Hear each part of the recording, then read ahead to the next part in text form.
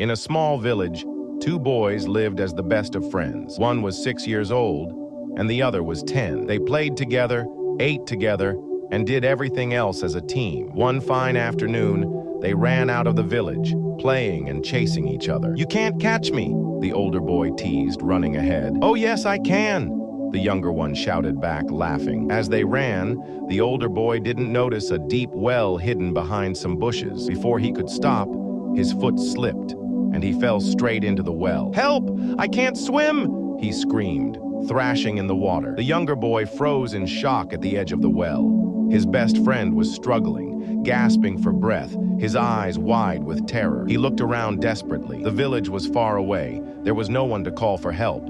Then his eyes fell on something, a bucket with a rope tied to it. Without wasting a second, he grabbed the bucket and threw it into the well. "Hold on to it!" he yelled. The older boy grabbed the bucket tightly, but the real challenge had just begun. The 6-year-old pulled with all his might. His tiny hands trembled, his arms burned, but he refused to let go. He pulled and pulled, his little feet digging into the ground for balance. "I won't let go, I won't let go," he kept repeating to himself. The rope slipped a little, sweat dripped down his forehead. His heart pounded like a drum, but he didn't stop. With one final pull, he dragged his friend out of the well. Both boys collapsed on the ground, panting. Then they looked at each other and burst into tears. They hugged each other tightly, unable to believe what had just happened. You saved me," the older boy whispered. "Of course I did. Who else would I play with if you were gone?"